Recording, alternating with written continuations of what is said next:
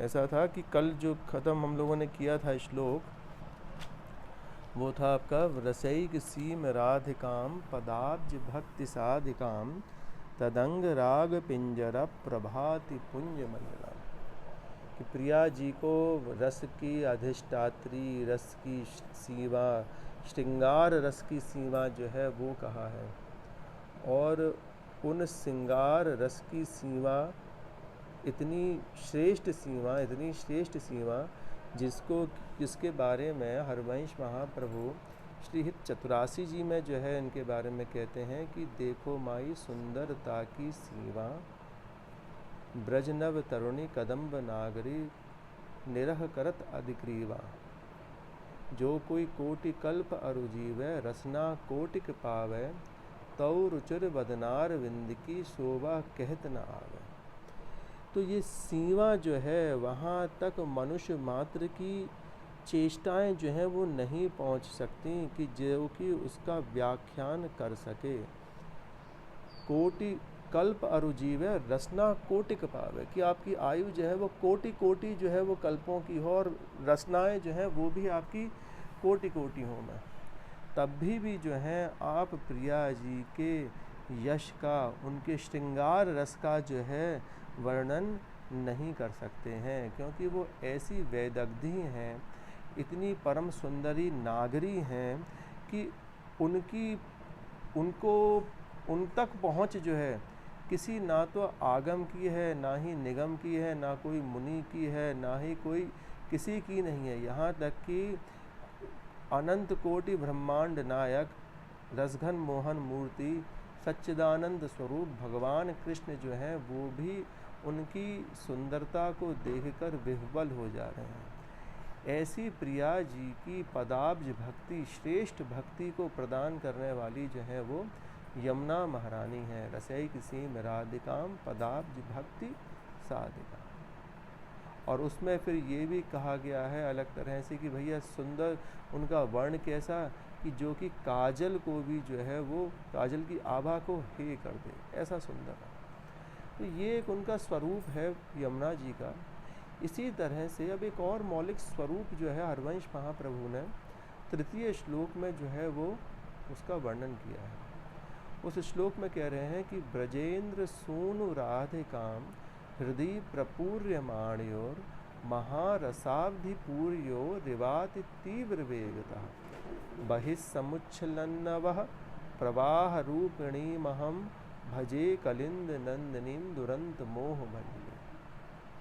कि ब्रजेंद्र सूनु, कि ब्रजेंद्र नंदन ठाकुर भगवान नंद बाबा, उनके सूनु, उनके पुत्र ब्रजेंद्र सूनु राधिका हृदय प्रपूर्यमाणयो, कि ब्रजेंद्र सूनु नंद नंदन हो गए, राधिका रानी हो गई, और उनके हृदय में जो परिपूर्ण महारस के सागर जो उमड़ रहे हैं, वो महारस के सागर जब अपनी पराकाष्ठा पे आते हैं और आपस में मिलकर जो है जब वो तरंग रूपी उछलते हैं, तब उसमें से यमुना जी जो है वो प्रकट होती हैं। ब्रजेंद्र सूनु राधिकाम हृदय प्रपूर्यमाणियों, कि प्रेम रस के आवेश में जब उनके हृदय जो हैं वो रस के सागर से भर जा रहे हैं।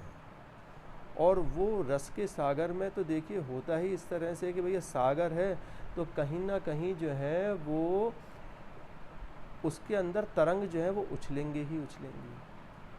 हृदय प्रपूर्यमाणी और महारसाब्धि पूर्यो रिवाति तीव्र वेगता, कि वो भरे हुए सागर हैं हृदय कमल में उनके। और वो भरी हुई पात्र जो होता है तो निश्चित बात है कि जब उद्वेलनाएं होंगी, जब प्रेम रस का जो है परम सीमाएं जो जब पहुँचेंगी, तब निश्चित उसके अंदर तरंगें जो है वो उछलेंगी। बहिस्समुच्छलन्नवः प्रवाह रूपणी, वो प्रवाह रूपणी जो है वो हमारी यमुना जी है। अब ये सागर हैं कैसे, इन सागरों का स्वरूप कैसा है, वो और हमको समझना है। तो सबसे पहले तो ये समझिएगा कि दो पात्रों में जब कभी जल भरा रहेगा तो वो अगर दूर दूर हैं तो पात्र जो है वो छलकेंगे नहीं। वो तो आपस में जब वो पात्र जो हैं वो मिलेंगे, टकराएंगे, तब जाके ही जो है उसके अंदर जो है तरंगें जो है वो उछलेंगी उसके अंदर। कह रहे हैं ना बहिस्समुच्छलन्नवः प्रवाह रूपिणी महम, कि वो रस का प्रवाह जो है उसमें से छलकेगा कब, जब दोनों एक साथ में हैं। ऐसा नहीं है कि प्रिया जी अलग हैं, लाल जी अलग हैं, तब जो है यमुना महारानी जो है उसमें से प्रकट हो रही हैं। जब दोनों एक साथ हैं और जब दोनों के अंदर प्रेम की जो है कोई सीमा जो है वो नहीं रही, अथाह सीमा है वहाँ, तब जाके जो है यमुना महारानी प्रवाह रूपिणी महम, कि वो प्रवाह रूपिणी जो है वो रसई की रस की सीमा जो है वो यमुना जी जो है वो प्रकट हो रही हैं। अब वो सागरों का क्या स्वरूप है, उस चीज़ का भी बड़ा सुंदर हरवंश महाप्रभु जो है वर्णन करते हैं कि किस तरह का जो है वो सागर है। महाप्रभु चतुरासी श्री सुधानिधि जी के 146वें श्लोक में कहते हैं कि ना जानी ते लोकम न च निगम जातम कुल परम पराम वा नोस जाना त्यह न संता चापि चरतम रसम राधायामा भजत किल भावम ब्रजमणो रहस्य तद्यस्य स्थितिरपि न साधारण गति ही। कि प्रिया जी के जो वो क्या है, प्रिया जी क्या चीज़ है, वो रस का सागर है। कह रहे हैं कि रसम राधायामा भजत किम भावो ब्रजमणो, और लाल जी क्या हैं, वो ब्रजमणि है, वो भाव रूपी सागर है। और इन दोनों का ही जो है वो समावेश चाहिए भी चाहिए कि भैया रस है और भाव नहीं है, ऐसा हो ही नहीं सकता है। पहले तो भाव होगा तभी जाके जो है वो रस हो पाएगा। आप भजन करने बैठो और जब भजन करने के लिए आप नाम ले रहे हो और भाव नहीं है वहाँ पर, तो क्या उस नाम से आपके मन में रस का सिंचन हो पाएगा, रस प्रकट हो पाएगा? नहीं हो पाएगा। तो जब तक आपके पास में भाव नहीं है, रस नहीं है, रस होएगा ही नहीं। तो दोनों ही जो है वहाँ पर चाहिए, भाव भी चाहिए और रस भी चाहिए। तो यहाँ पर जिस तरह से कह रहे हैं कि बहिस्समुच्छलन्नवः, कि लाल जी और किशोरी जी जो हैं वो दो सागर हैं, अगाध सागर हैं किसी चीज़ के। वो किस चीज़ के हैं? प्रिया जी जो हैं हमारी रस की सागर हैं, और लाल जी ब्रजमणि कहा गया, उनको बड़ा सुंदर शब्द लिया है ब्रजमणि, कि ब्रज के जो है अधिष्ठाता देवता जो हैं, जो ब्रज के नायक जो हैं, वो निकुंज नायक जो हैं, वो ब्रजमणि जो हैं वो भाव के सागर हैं। और निश्चित बात है कि भैया रस और भाव जब मिलेगा तो कुछ ना कुछ रस की नदी जो है वो बहेगी ही बहेगी। तो वो रस की नदी क्या है? यमुना महारानी है। बड़ा सुंदर कह रहे हैं इसमें, न जानी ते लोकम न च निगम जातम कुल परम, कि भैया ना तो मुझे लोक मर्यादाओं से मतलब है, ना ही जो है न जानी ते लोकम, और ना ही मुझे जो है वो श्रुतियों से जो है उससे मतलब है। ना लोक मर्यादाओं से मतलब, ना श्रुतियों से मतलब। मुझको तो वो क्या है कि वो रस रूपी प्रिया जी और भाव रूपी लाल जी जो हैं उनका ही भजन जो है वो करना है। ऐसी साधारण असाधारण गति जो है वो प्राप्त करनी है। ये प्रार्थना कर रहे हैं हरवंश महाप्रभु उनसे। तो ये एक बड़ा सुंदर मौलिक स्वरूप जो है हरवंश महाप्रभु ने अपनी वाणी में कहा, और इस चीज़ को पुष्ट करते हुए उन्होंने वही बात कहा कि भैया वो कौन सी बहिस्समुच्छलन्नवः, कौन सी थी वो यमुना जी? वो ये यमुना जी हैं कि जहाँ पर कि ये दोनों सागर जो है वो मिल रहे हैं, कि रस रूपी प्रिया जी और भाव रूपी लाल जी जब मिल रहे हैं, और दोनों का ही समावेश ज़रूरी भी है यहाँ पर। तो जब दोनों मिले तब जाके जो है बहिस्समुच्छलन्नवः जो है वो हो पाया। तो ये यमुना जी का बड़ा सुंदर स्वरूप जो है हरवंश महाप्रभु ने बताया कि भैया ये हैं क्या, ये असलियत में ये हैं क्या, क्या क्या तत्व क्या है, यमुना तत्व जो है वो है क्या। क्योंकि तात्विक दृष्टि से जब तक आप किसी भी चीज़ का विश्लेषण नहीं करोगे, समझोगे नहीं, तब तक आपको नहीं समझ में आएगा। भैया कह दी कि भैया परम तत्व जो है वो कौन है? भगवान कृष्ण है, और उन तत्वन का तत्व जो है वो कौन है?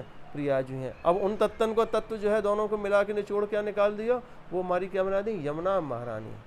तो वो ऐसा भक्ति को बीज प्रदान करने वाली हैं, ऐसा भवसागर के भव बंधन को काटने वाली हैं। तो भैया वहाँ पर हम लोग जरूर कहेंगे कि भजे कलिंद नंदनीम दुरंत मोह भंजनी, कि भैया ऐसा तत्वों का तत्व, ऐसा सारों का सार, उसका जब हम सेवन करेंगे, उनकी जब हम भक्ति में आएंगे, तब तो प्रभु हमको मिलेंगे ही मिलेंगे।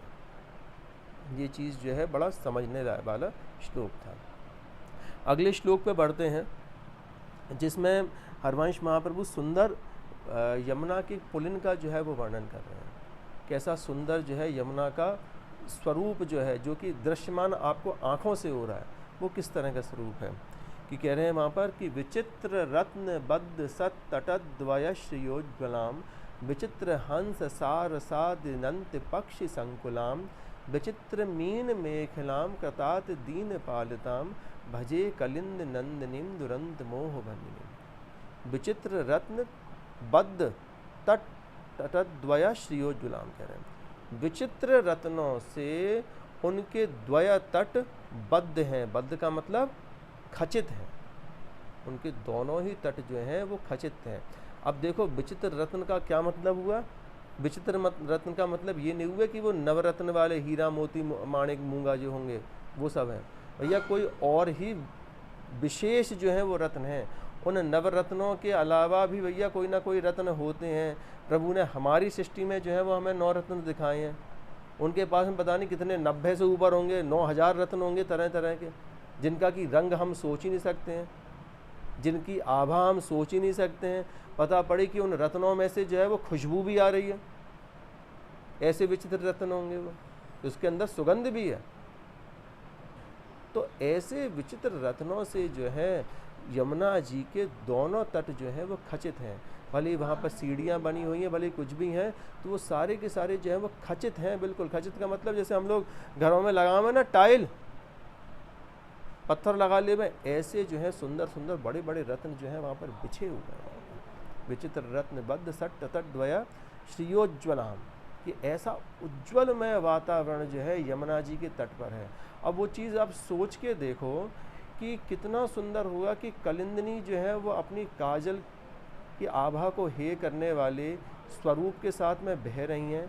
सुंदर सुंदर उज्ज्वल जो है वहाँ पर बालुका बिछी हुई है, और उस उज्ज्वल बालुका के साथ में विचित्र रत्न जो है वो भी जो है वहाँ पर जगमगा रहे हैं। कैसा जो है सुंदर, अति सुंदर जो है वातावरण होगा। अब क्या कह रहे हैं अगली लाइन में, विचित्र हंस सार साध्य नंत पक्षी संकुला, कि सारस आदि विचित्र पक्षियाँ जो हैं भैया, निकुंज के सारस पता नहीं कैसे होते होंगे। हमने यहाँ पे तो सारस देखा है कि भैया सफ़ेद रंग का होता है, खूब ऊंचा ऊंचा होगा, खूब लंबी चोंच होगी उसकी, वो होगी। हंस यहाँ का पता नहीं कैसा होता है, ठीक है। कोयल यहाँ की कैसी होती हैं, बतख यहाँ की कैसी होती हैं, और भैया निकुंज की ये सारी चीज़ें जो है बिल्कुल अलग होती हैं, सारी की सारी अलग होती हैं। वो पता पड़ा कि जो नीलमणि का घाट है, तो नीलमणि के घाट पर जो है वो नीलमणि के सारस हैं, नीलमणि की बतख हैं, नीलमणि की जो है वो हंस हैं, विचरण कर रहे हैं।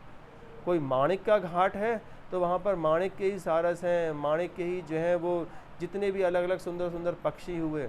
तो ये चीज़ विचित्र है, जो कि विचित्र का मतलब विचित्र रत्न हुए, और विचित्र आपके ये सारे के सारे पंछी हुए।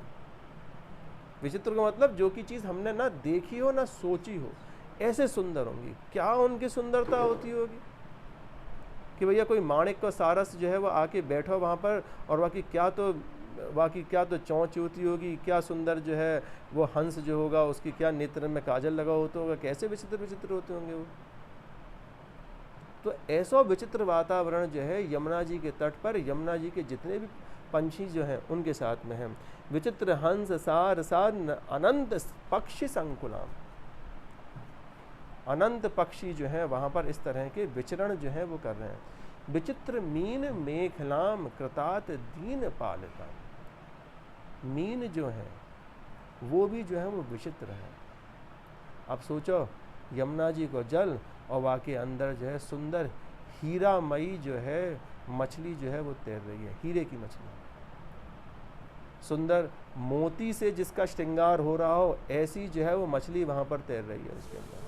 विचित्र मीन मेखलाम, कि वो जो है वो मेखलाम कर रही हैं। मेखलाम के यहाँ पर 2 मतलब ले लेना कि भैया वो खेल रही हैं मछलियाँ, एक के पीछे एक जैसे भागे ना, कि भैया कहीं पर झुंड आ रहा है, कहीं पर माणिक की मछलियों को झुंड आ रहा है, कहीं पर सुंदर सुंदर जो है वो नीलमणि की मछलियों को जो है वो झुंड आ रहा है, कहीं कहीं पे ये भी कह दे रहे हैं कि भैया वो मछलियाँ जो हैं वो भी करधनी पहनी हुई हैं, मेखलाम, ये शब्द है ना कि वो मछलियाँ जो हैं वो भी जो है वो करधनी पहनी हुई हैं।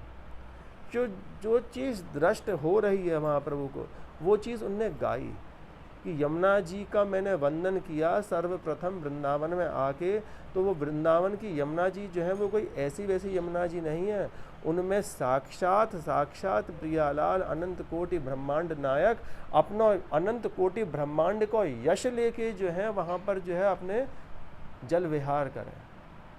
तो भैया ऐसे अनंत कोटि ब्रह्मांड नायक जब जल विहार करेंगे तो कोई ऐसी वैसी नदी में तो करना लेंगे, वह नदी की शोभा जो होगी वो भी अनंत कोटि ब्रह्मांड नायक के लायक ही होगी। वहाँ पर कहाँ पर बैठेंगे? ऐसे ही सुंदर तट पे बैठेंगे। कैसी मछलियों के साथ में जो है वह जल में जाएंगे? ऐसी सुंदर सुंदर नवरत्न जटित जो मछलियाँ जो होंगी उनके साथ में जो है वहाँ पर क्रीड़ाएँ कर रहे हैं। ऐसे ही सुंदर सुंदर सारस आदि जो होंगे वहाँ पर तटों पर विराजमान हो रहे होंगे और वहाँ पर जो है वो खेल रहे हैं। अब ये सारी की सारी चीज़ों में एक चीज़ और कह रहे हैं कि कृतात दीन पालिता, कि इतनी यशस्वी होने के बाद भी यमुना जी जो हैं वो दीनों के ऊपर कृपा करती हैं। यश तो इतना बता दिया सुंदर सुंदर कि भैया तरह तरह के माणिक मोती के घाट हैं, तरह तरह की मीन खेल रही हैं, रत्नमय मीन है, रत्नमय पंछी हैं, पर यश होने के बाद में भैया हो गए इस तरह से कि जो यशस्वी जो होम है ना वो छोटे जनन की तरफ ना देखें। तो यमुना जी का स्वभाव जो है वो बिल्कुल ही अलग है कि इतनी यशस्वी होने के बाद में किनका सेवन कर रही हैं वो? अखिल कोटि ब्रह्मांड नायक प्रियालाल को जो है श्यामा शाम को जो है वहाँ पर वो सेवन कर रही हैं। इतना होने के बाद में भी जो दीन जो उनके तटों पर गुहार लगाम है उनके ऊपर वो तुरंत के तुरंत जो है वो कृपा करें। यह चीज़ को समझने के लिए कई सारे उदाहरण जो हैं वो हैं। ठाकुर जी के पास में महाराज के समय पर जब सखियाँ आवें, गोपियाँ आवें वहाँ पर, तो ठाकुर जी जब रास पंचाध्याय शुरू हो गए तो वहाँ पर एक श्लोक उनसे में उनसे बोलते हैं, भगवान वाचा करके हैं, दृष्टम वनम कुस्मितम राकेश कर रंजितम यमुना लीलजत तरु पल्लव शोभितम, कि हे ब्रज वनिताओं इतना सुंदर जो है वृंदावन में कुसुम मल्ली, तरह तरह की चंपा, तरह तरह के मोगरा, इतने सुंदर सुंदर पुष्प जो हैं वो खिले हुए हैं, और इन खिले हुए पुष्पों के बीच में राकेश कर रंजितम, कि पूरा का पूरा वृंदावन यमुना महारानी और उनका तट जो है वो राकेश से, चंद्रमा की बिल्कुल धवल रोशनी से जो है वो नहाया हुआ है। और इतना सुंदर यमुना के तट पर जो है ये कुंजें जो है वो बनी हुई हैं। आप किस लिए आई हो या रात्रि में यहाँ पर? उनसे प्रश्न करते हैं कि भैया ऐसी रात्रि में आप लोग क्यों आई हो? वहाँ पर जरूर गोपियाँ उनको जवाब दे रहे हैं, प्रभु आपने ही तो हमको बुलाया है, बंशीनाथ काय को कियो? जब सायरन बजे फैक्ट्री में तो सबके सब काम वाले जो हैं वो सायरन सुन के जो है फैक्ट्री में ही जाम है। तो जब बंशी रब आपने त्रिभुवन मोहिनी बंशी रब जब आपने बजाई तो वो क्यों बजाई? हमको बुलाने के लिए, यही कारण से तो आए हैं। और हमसे पूछ रहे हो आप कि क्यों आए हैं? अब हमें जो है सारे के सारे हमें नाते और रिश्ते जो हैं वो गिना रहे हो आप हमको कि भैया लौट जाओ। बुलाई आपने, धकेल भी आप रहे हो, ये कोई बात नहीं होती है। तो ये तट जो है यमुना जी का, ये हमेशा सिद्ध तट होता है। सिद्ध तट का मतलब क्या हुआ कि जहाँ पर बैठ के आप प्रार्थना कर रहे हो, प्रार्थना के अंदर भाव भी होता है। जब तक प्रार्थना के अंदर भाव नहीं होगा जब तक वो प्रार्थना नहीं है। और भाव के साथ में आप वहाँ पर कुछ भी आकांक्षा रखते हो तो वो आकांक्षा आपकी तुरंत के तुरंत जो है वो पूर्ण होती है। ये प्रत्यक्ष उदाहरण जो है वो गोपियों का है, जहाँ पर कि जब गोपियाँ ठाकुर जी उनके सामने प्रकट भये, ठाकुर जी जो है वो खो गए पंचाध्यायी में, और पंचाध्यायी में खोने के बाद में जब वो सबकी सब उनकी चेष्टाएं जो हैं प्रभुमय हो गई। देखिए जब ठाकुर जी जब खो गए ना रास पंचाध्यायी में, तो वहाँ पर ठाकुर जी खोए नहीं थे, उनके सामने अदृश्य हो गए थे वहीं पर। तो वहाँ पर उन गोपियों की चेष्टाएं कुछ ऐसी हो गई थी जो कि कृष्णमय हो गई थी वो पूरी की पूरी। कि कोई जो है गोपी बन गई, तृणावत की जो लीला जो है वहाँ पर कुछ गोपी जो है उनका मंचन कर रही हैं, कोई पूतना वाली लीला जो है वो कोई उनका मंचन कर रही हैं, कोई ठाकुर जी मटकी फोड़ते हैं, कोई कुछ गोपियाँ जो हैं उनका मंचन कर रही हैं। मतलब उनका हर स्वभाव जो था वो कृष्णमय हो गया था। वो देख भी कृष्ण को रही थी, सोच भी कृष्ण के लिए रही थी, सुन भी कृष्ण के लिए रही थी, बोल भी रही थी वो कृष्ण की तरह ही। एक दूसरी गोपियों को जब संवाद कर रही थी ना, कि कोई लीला उनने करी वहाँ पर ठाकुर जी के वियोग में, तो एक गोपी कृष्ण बन गई, एक गोपी जो है यशोदा मैया बन गई। तो ठाकुर जी जिस तरह से मैया से कहते ना कि भैया मैं नहीं माखन खाऊंगा, तो ऐसी जो है वो गोपी कृष्ण बन के कह रही है मैया से वहाँ पर कि मैं नहीं माखन खाऊंगी। तो वहाँ पर वचन जो है वो भी उन्होंने कृष्ण की तरह ही कर लिया, स्वभाव जो है वो भी अपना कृष्ण की तरह कर लिया, सब कुछ चीज़ें जो है वो कृष्ण की तरह कर लिया। तो ये विकलता जो उनके अंदर आई ना, ये जो भाव उनके अंदर आया कि भैया सब कुछ चीज़ें जो हैं मेरे प्रभु ही हैं। और उसके बाद में क्या कहते हैं, भैया सब की सब इकट्ठी होके कहाँ गई, कहाँ पर ठाकुर जी को तो उन्होंने वन वन में जाके जो है वो ढूंढा, और वन वन ढूंढने के बाद में वो क्या करती हैं कि पुनः यमुना जी के तट पर जो है वो इकट्ठी होती हैं। पुनः पुलिनमागत्या कालिंद्या कृष्ण भावना समवेता जगुः कृष्णम तदा गमन कांक्षितः, कि प्रभु को पाने की आकांक्षा में वो पुनः दोबारा से, ठाकुर जी ने रास कर लिया, अंतर ध्यान हो गए, अब उनको वो कुंजों में जो है वो ढूंढ नहीं है।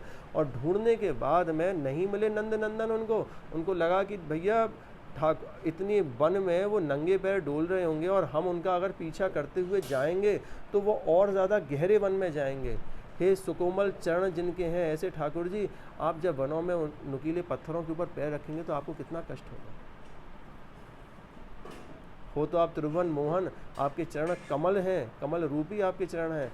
तो शिलित रांग को रे सीर दीतना, इस तरह से जब गोपी गीत जब वो गा रही हैं तो वो कह रही हैं कि हे प्रभु आपके चरणों में जो है वो कांटे लग रहे होंगे, आप तुरंत के तुरंत प्रकट होइए। तो उस भाव को लेते हुए, उस भाव को अर्जित करते हुए उन गोपियों ने इसी सुंदर यमुना के पुलिन पर भागवत जी का प्राण जो कहा जाता है गोपी गीत, उसका गायन किया।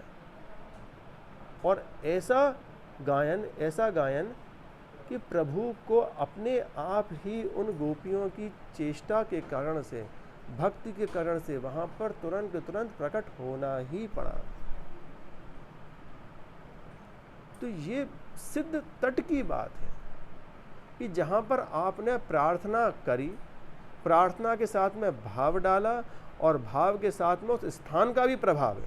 देखो स्थान की भी बात होती है, आपका भाव जो है, स्थान और भाव का क्या मतलब मेल है।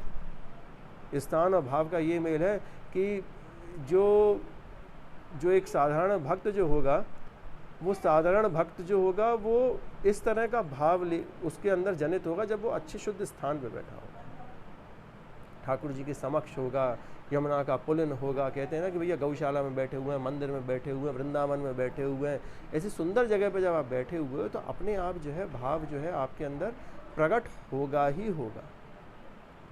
और वो भाव जब प्रकट हुआ तभी उस स्थान को कहा जा रहा है सिद्ध स्थल, कि आंख बंद भी नहीं करी, अपने अंदर जो अपने आप ही जो है प्रभु के लिए प्रेम जो है अपने मन में जो है वो उमड़ता आ गया। आप बैठ के देखो यमुना जी के तट पर, ऐसा ही होता है यमुना जी का तट। ऐसे ही स्थान को हम लोग सिद्ध स्थान भी कहते हैं। तो वो सिद्ध स्थान जो है यमुना जी का तट है, और वहाँ पर प्रार्थना करने से ही जो है प्रियालाल अपने आप ही स्वतः यमुना जी की कृपा से जो है वो मिल जाते हैं। हरवंश महाप्रभु एक चतुरासी जी के श्लोक में कहते हैं, आज बन नी को रास रचायो, पुलिन पवित्र सुभग यमुना तट, मोहन वेणु बजायो। आज बन नी को रास रचायो। तो ये किसका रास रच रहा है? प्रिया जी और लाल जी का जो है वो रास रचेगा। कहाँ पर रचेगा? कह रहे हैं पुलिन पवित्र सुभग यमुना तट। तो भैया वो पुलिन है, उसके अंदर क्या क्या विशेषता है? पवित्र है, पवित्र के साथ में सुभग है, सुंदर है, अति सुंदर है। कैसा सुंदर? जैसे अभी वर्णन किया कि हर चीज़ विचित्र है वहाँ, पुलिन भी है, पवित्र भी है। पवित्र का मतलब जहाँ पर प्रभु है वो चीज़ पवित्र होगी ही होगी, प्रभु है वहाँ पर, ये पक्की बात है। कालिंदी तटकुंजे पुंजीभूतम रसामृत किमपि अद्भुत केल निधानम राधा विधान मुल्लसती, कि भैया वहाँ पर सदैव सदैव ठाकुर जी विराजमान हैं उस तट पर, इसलिए वो क्या है? पवित्र है। और जहाँ पर इतना यश लेके त्रिलोक के स्वामी जब विराजमान होंगे तो वो अपने आप ही सुभग जो है वो हो जाएगा। अब वहाँ पर क्या हो रहा है? मोहन वेणु बजाया, कि भैया मोहन जो है उन्होंने वेणुनाद किया। ठाकुर जी वेणुनाद क्यों करते हैं? ठाकुर जी वेणुनाद क्यों कर रहे हैं? प्रियाजू को याद कर रहे हैं, तब वो वेणुनाद कर रहे हैं। वो भी प्रियाजू को बुलाने के लिए जो है वो प्रार्थना कर रहे हैं। और कैसी प्रार्थना कर रहे हैं? भावमय प्रार्थना कर रहे हैं, जो कि अभी चर्चा करी सारी की सारी, कि ठाकुर जी वेणु रव कर रहे हैं, वेणु नाद कर रहे हैं। कैसा? कि भैया त्रिलोक के स्वामी जो हैं अपनी प्राणायाम की वायु को लेते हुए अपनी जब अपनी वंशी जी के अंदर जब फूंक रहे हैं, अपने प्राण जब फूंक रहे हैं।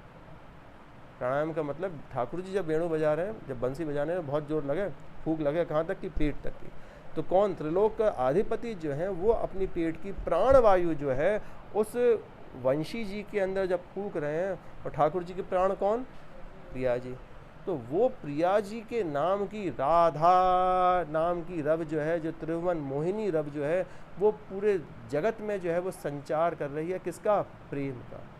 और वहाँ पर हित सजनी जू लाल प्रिया जी से कह में कि भैया देख बन की बात राधे, देख बन की बात, कि चलो भैया आवाज़ लगाने वाले जो हैं वो लगा रहे हैं। मंदिर जाओ दर्शन करने के लिए तो ठाकुर जी के लिए आवाज़ लगा में नहीं लगा में, राधा वल्लभ लाल की जय, बांके बिहारी लाल की जय, खूब जोर जोर से आवाज़ लगाएं। तो अंदर जो भी सेवा में हो गए उनको तुरंत जल्दी करके जो है पर्दा खोलना पड़ा। कि भक्त की पुकार है ना, वो बेकार नहीं जानी चाहिए, और प्रभु बेकार जाने भी नहीं देते। तो इसलिए जब मोहन वेणु बजायो, क्यों बजायो? प्रिया जी के लिए। भैया चर अचर जो है वो सबके सब जो है खिचिया में मोहन वेणु बजायो, इहरब नारी बुलायो, आई ब्रज नारी सुनत बंसीरब, गृहपति बंधु विसारे, दर्शन मदन गोपाल मनोहर, मन सिज ताप निवारे। हंसी खेल नहीं है भैया, वेणुराव जो है हर तरह के ताप का जो है वो निवारण कर देता है वेणुनाथ जो है। हाँ ये जरूर है कि वो फ्रीक्वेंसी हमारी मैच नहीं कर पाती है, कि राधा वल्लभ लाल जब संध्या आरती पर और श्रृंगार आरती पर जब वेणु का नाद जब करते हैं ना, अपने सुंदर सुंदर करांगुलियों से जो है वेणु जी की, वेणु श्री हित सजनी जी को जब अपने अधरों का तकिया लगाते हैं, अपने हस्तकमल की उंगलियों से, 10 उंगलियों से, हाथों से तो हर कोई पैर दबा देता है, पर उंगलियों से जो चरण दबाया जाता है ना, शरीर दबाया जाता है, वो सबसे अच्छा माना जाता है उंगलियों से। तो वहाँ पर अखिल कोटि ब्रह्मांड नायक जो हैं हित सजनी जी को जब अपने अधरन का तकिया लगा ले रहे हैं, अपनी करांगुलियों से, 10 करांगुलियों से जो है उनके चरणों को चाप रहे हैं, और अपना ब्रज रत्न मुकुट का जो है उनके ऊपर छत्र लगाए हुए हैं, उनकी सेवा कर रहे हैं। क्यों? कि हे बंशी जी, आप में ही सामर्थ्य है जो कि प्रिया जी को लेके आ सको यहाँ तक मेरे पास में। तो वो इतना करवाने के लिए इतनी सेवा तो करनी पड़ेगी। तो वो सेवाएं जो हैं लाल जी भी कर रहे हैं, और वो लाल जी सेवाएं ये सारी की सारी कहाँ कर रहे हैं? बंशी बट पे, यमुना पुलिन पर।